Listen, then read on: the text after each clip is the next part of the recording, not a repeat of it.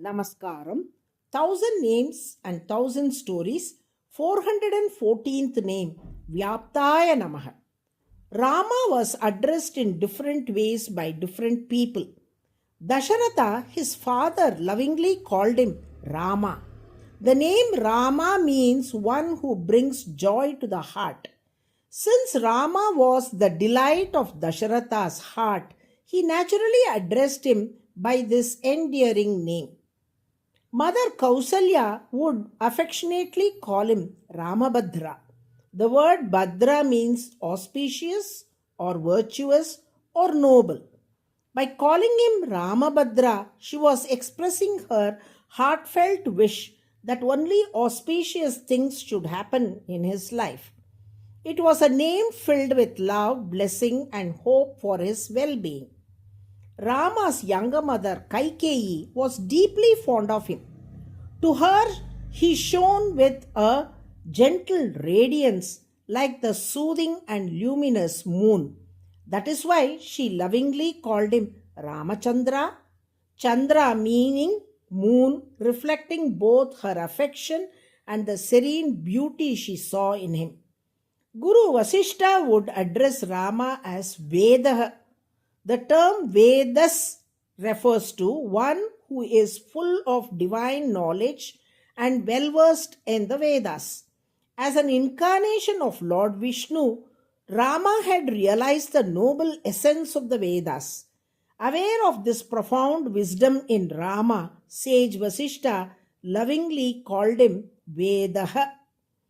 The people of Ayodhya would lovingly address Rama as Raghunatha. Since he incarnated in the noble Raghu lineage to bring it glory and honor, they celebrated this divine connection by calling him Raghunatha, the lord of the Raghu dynasty. Sita Devi would lovingly call him Natha, a name filled with affection, devotion, respect, and care.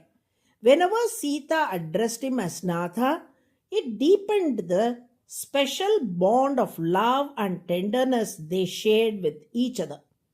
The people of Mithila lovingly called him Sitapati, signifying that he had married their princess and become their beloved son in law.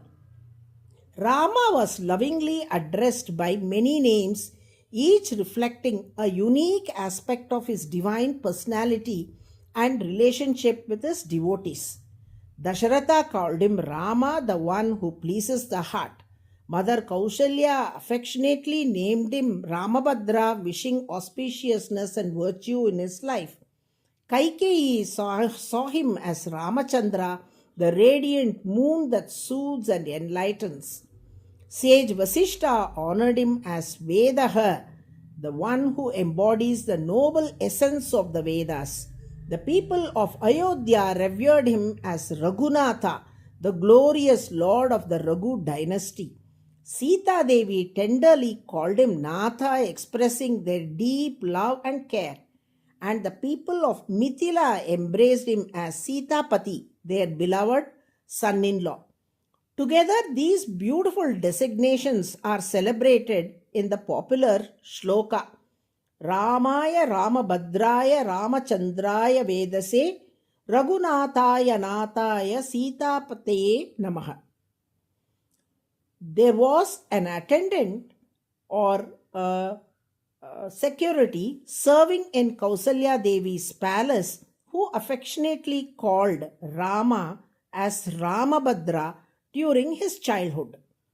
Later, when Rama was crowned king of Ayodhya, the attendant respectfully addressed him as Namaste Chakravarti. Hearing the attendant address him as Namaste Chakravarti, Rama became displeased and said, Swami, you should call me Ramabhadra as before. Only then I will feel truly happy.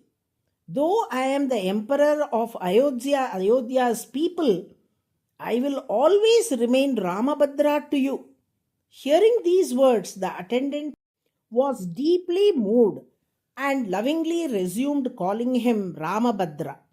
This incident beautifully illustrates that Rama, though an emperor, never discriminated between the great and the humble, the rich and the poor, the learned and the illiterate, or the young and the old. He extended the same love and warmth to everyone, making the people of Ayodhya feel as though he was their very own, the beloved child from the house next door. Thus, since Rama treated everyone with equal regard without any discrimination and extended the same love and warmth to all, he is known as Vyaptaha, the one who is all pervading in love. This is the 414th name of Vishnu in Vishnu Sahasranamam. Devotees who daily chant Vyaptaya Namaha will be immersed in the boundless love of the Lord.